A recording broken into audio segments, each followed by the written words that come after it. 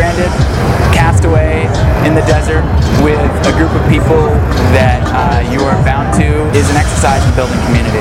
When you go out at Burning Man, people generally say, "So, what are you doing here? You know, what'd you do?" And you could either say, "I just showed up and I'm here to party," which is sort of lame, or you can say, "I built that," or "I had a part in that," and that gives you a learning experience throughout, plus it gives you a lot of love out there.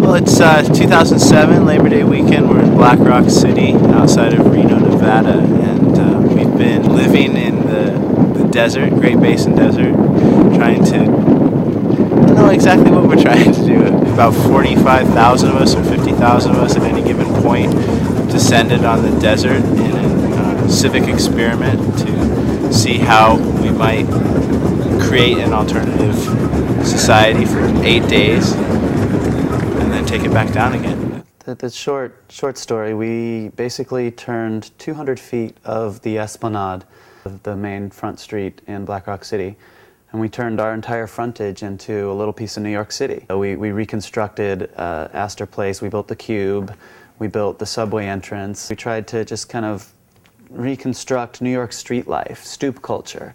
Built a couple of brownstone, 2-story buildings, a little room underneath and a slightly bigger one up above. And then we had bocce courts, we had a tire swing hanging from a scaffolding, we had news boxes full of information about our project and also some of the Black Rock City newspapers. We had a little construction zone with a New York steam vent we had brought with us, and just really tried to capture the energy of New York City street life and to give people a place to interact and engage with that. From the moment that we got there, even before we put like the sheathing on the side of the cube to finish it and you know, make it a black cube that looks like the Astor Place cube, people recognized it as they would like bike by, and everyone you'd hear like, "Oh, that's you know, those are like brownstone stoops," or like, "That's the cube," or "That's, oh look, that's a subway entrance, you know, like let's go in it." And people were like, "This is so weird because this looks like a real place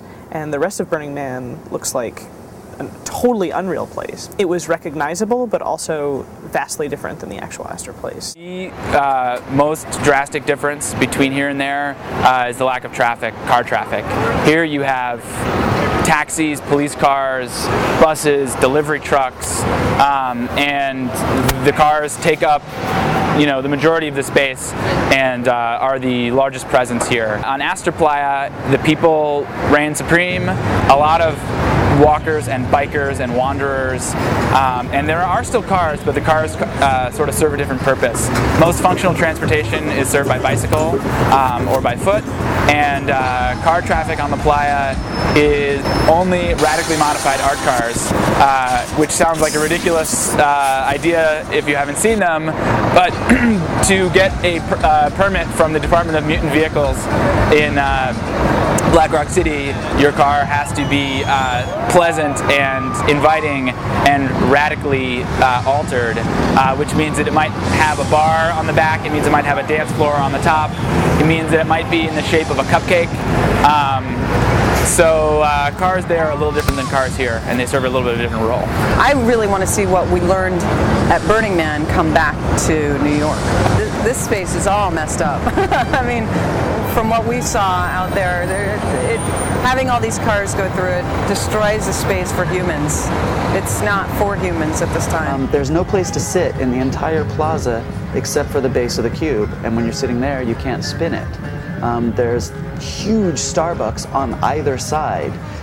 There's, you know, the Cube is a piece of public art. It was New York's first piece of abstract art.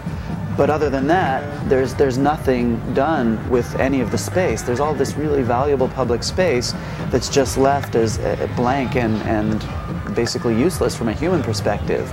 Starbucks led the way to the corporatization, the mallization of that historic intersection.